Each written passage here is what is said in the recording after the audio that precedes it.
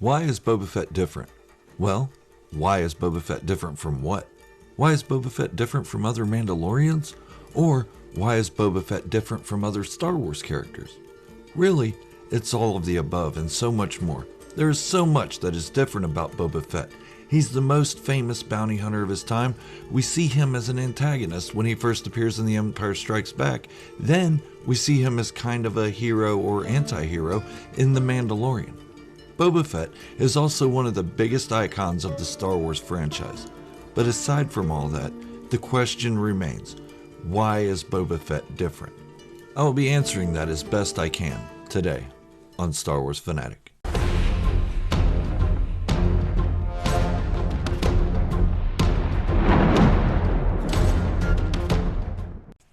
The first time we see Boba Fett, he's being hired by Darth Vader to track down Han Solo and the Millennium Falcon, along with a bunch of other bounty hunters. The job's simple: track Solo and his friends, use any means necessary, but no disintegrations. Of all the bounty hunters hired, it was Boba Fett who was successful. In turn, this made us, as the audience, view Boba Fett as a sort of antagonist, or villain. Okay, at least for me as a child in 1980 it did. But Star Wars is full of villains. Why is Boba Fett different? Meaning, what about Boba Fett caught our attention? I mean, Darth Vader's a kick-ass villain, but he doesn't get his own television series on Disney+. In fact, for a character with only about 6 minutes of screen time between The Empire Strikes Back and Return of the Jedi, fans couldn't get enough of Boba Fett. But this won't just be a character comparison of why Boba Fett is different than others, but why is Boba Fett different in the eyes of the viewers as well? But I'll get into all of that in just a bit. First, though, is the character comparisons. The reason Darth Vader didn't get his own series is pretty simple. There are 6 movies already about him. Not to mention there's a host of written media in the new canon about the Sith Lord. Also, we can't really compare Darth Vader with Boba Fett. Sure, we saw both as villains of the original trilogy, but Darth Vader's character was fairly fleshed out. We saw his beginning, middle, and end. So, if I ask, why is Boba Fett different than Darth Vader? It's an easy answer. But let's take someone with about the same amount of screen time as Boba Fett, someone who gained almost the same amount of popularity in the same amount of short time: Darth Maul. In The Phantom Menace, Darth Maul had about the same amount of screen time as that of Boba Fett in the whole of the last 2 movies of the original trilogy. And Darth Maul became one of the coolest villains of Star Wars, period. He looked evil, he talked evil, he gave no Fs and almost ran over Anakin as a child. He battled 2 Jedi at once, which we had never seen a 3-way lightsaber fight on screen. Darth Maul's fighting style was also none we had ever seen in Star Wars. I mean, as a badass as Darth Vader was, this guy was far more energetic. Let's not forget his double-bladed lightsaber. We had also never seen that. Darth Maul became another face of Star Wars instantly. So now I ask, why is Boba Fett different than Darth Maul? As I mentioned before, Boba Fett was first seen being hired to track down Han Solo by Darth Vader. Yes, we kind of saw him as a villain, but we also looked at him as a man doing the job he was being paid to do. If he was paid to deliver flowers and chocolates to Princess Leia Organa from Grand Moff Tarkin, he would have done it. Plain and simple, he did what he was paid to do. Darth Maul, on the other hand, was not paid to go after the Jedi. He wasn't even sent after them. He was turned loose on them. His motivations weren't about money at all, or making a living and trying to make his way through the galaxy. His motivations were revenge and chaos, bringing down the current system in place to allow a new system to take over, a Sith Order. So, when I ask why is Boba Fett different than Darth Maul, it's another easy answer. Even though they have the same amount of screen time and even close to the same number of lines, there's a huge difference in the 2 characters. Okay, so I'm back to square one with the question, why is Boba Fett different? I could compare him to other characters all day long. There are so many side characters that have around the same amount of screen time and even lines as Boba Fett. But there is really only one other character that I should be comparing him to, and that character is himself. Okay, not quite himself, but the character of his father, Jango Fett. Jango Fett was the DNA template for the Grand Army of the Republic, first seen in Attack of the Clones. He was also granted one unaltered clone to raise as his own. He named the clone's son Boba Fett. But there is a difference between the two characters, at least it's perceived. Jango Fett didn't have the effect on audiences that Boba Fett had in 1980. So now the question morphs into, why is Boba Fett different than Jango Fett? I mean, they're basically the same person. This one is a little more difficult to answer. Like I said, they're the same person, just with different armor and different time periods of existence. So, let's try to answer it. Why is Boba Fett different than Jango Fett? Actually, it isn't that hard to answer this one either, when I really think about it. Even though they are the same person basically, and both are considered the best bounty hunters of their time, there are differences. So let's start with the visual appeal. Boba Fett is rough and dirty. He has chips in his paint and a dent in his helmet and armor. He has been through some stuff and it's visible. Jango, on the other hand, he's shiny. He looks new. Even though we know he isn't new, he looks like it. His armor is as cool as Boba Fett's, but it lacks that edge. Like I said, Boba Fett has been through some stuff, and he survived, presumably as the victor. Now, let's look at the track record of the two.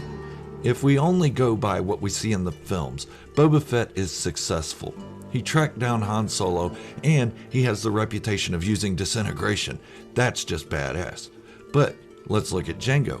He couldn't even assassinate a lone senator. Remember, we're only going off the films. I know Jango's off-screen track record is so much better, but so is Boba Fett's as well. But not everyone reads the expanded materials, so I really should have asked, why is Boba Fett different in perception than Jango Fett? Well, that's what makes it easy. Jango Fett fails to kill a senator, someone who is constantly in the public eye and can be located just about anywhere. As much as I love Jango's character, the movies didn't portray him in a positive light. Boba Fett was able to track down Han Solo, no problem, something an entire Imperial fleet and other teams of bounty hunters could not do. So, as far as the films go, Boba Fett has a better success rate. Also, Boba Fett never took off his mask. Jango did, and to fans it made Jango look vulnerable and humanized. But the comparison between Jango Fett and Boba Fett only answers part of the question entered in the beginning of this video. Why is Boba Fett different? Let's answer that without comparing him to other characters. Let's answer it from an audience standpoint, or at least try to answer it. Remember, I encourage everyone to leave a comment as to why you think Boba Fett stands out as a character. So, now the question is this. Why is Boba Fett different, given his lack of screen time and lines? Boba Fett became a goldmine for George Lucas. Fans couldn't get enough of him. His action figures flew off the shelves, and any merchandise with Boba Fett's image was guaranteed to sell out almost as good as anything with Luke Skywalker or Darth Vader, the two main characters of the original trilogy. But why? And my analysis doesn't mean everyone loves Boba Fett. Trust me, there are those out there who think Boba Fett is overrated and they hate the thought that anyone even likes him. Mostly because of the lack of action scenes and Boba getting bumped into the Sarlacc pit by a clumsy Han Solo. But we can't mistake, there is a huge love for Boba Fett, especially now that he returned in The Mandalorian, and his own show, The Book of Boba Fett, begins airing December 29th. But I digress. Back to the question, why is Boba Fett different? Sorry, I got a little sidetracked for a moment. Boba Fett enters The Empire Strikes Back during a meeting with Darth Vader, as I mentioned before.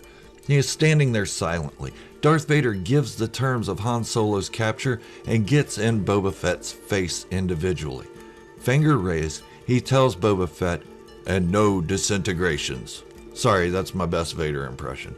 Boom! Within a few seconds of meeting Boba Fett, he has a reputation, a bad one. Let's look at the other bounty hunters present. A half-mummy guy, a skinny droid, a bug man, a lizard man, and a bug droid. An interesting mix to say the least, but Boba Fett has the visual appeal over all of them. The way he stands suggests badass. The others are just chilling and all relaxed. Boba Fett is standing at the ready with his weapon accessible. He's ready for action, even in this meeting. Now, I'll go back to his armor.